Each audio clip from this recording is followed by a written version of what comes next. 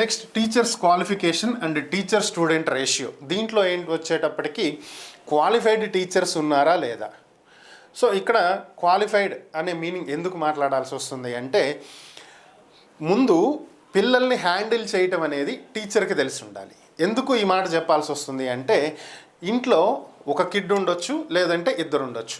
So ఇద్దరు పిల్లల్ని manage చేయడం అనేది వాళ్ళ మెంటాలిటీ ఆల్రెడీ తెలిసి ఉంటుంది కాబట్టి వాళ్ళు ఏ టైంలో ఎలా బిహేవ్ చేస్తారు, ఎలా రెస్పాండ్ అవుతారు, దేనికి అలుగుతారు, దేనికి అలగరు, ఏ టైంలో చెప్పింది వింటారు, ఏ టైంలో చెప్పింది వినరు, ఎలా చెప్తే వింటారు, ఎలా చెప్తే వినరు, ఇలాంటివన్నీ పేరెంట్స్కి అవగాహన వచ్చేసి ఉంటుంది. కానీ స్కూల్లో అలా కాదు. స్కూల్కి వచ్చేటప్పటికి ఏమవుతుంది, క్లాస్లో ఎక్కువ మంది పిల్లలు ఉంటారు. వీళ్ళందరి మెథడాలజీ అనేది టీచర్కి అర్థమై ఉండాలి.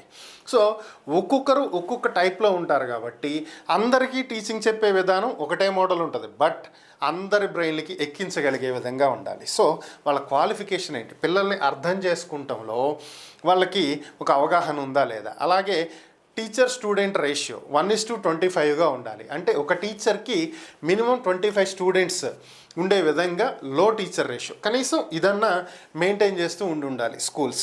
సో దీన్ని మీరు ఖచ్చితంగా ఫాలో అవ్వండి. ఎందుకని అంటే 25 మెంబర్స్ ఉన్న స్టూడెంట్స్ని ఈజీగా పర్సనల్గా ఒక్కొక్క స్టూడెంట్ గురించి కేర్ తీసుకుంటాం అనేది టీచర్కి ఈజీ అవుతుంది. సో ఎవరు ఎలా అప్రోచ్ అవుతున్నారు, ఎవరికి ఎలా చెప్పాలి, వాళ్ళ యాక్టివిటీ ఏంటి, ఎలా చదువుతున్నారు ఏంటి అని పర్సనల్ కేర్ అనేది ఉంటుంది.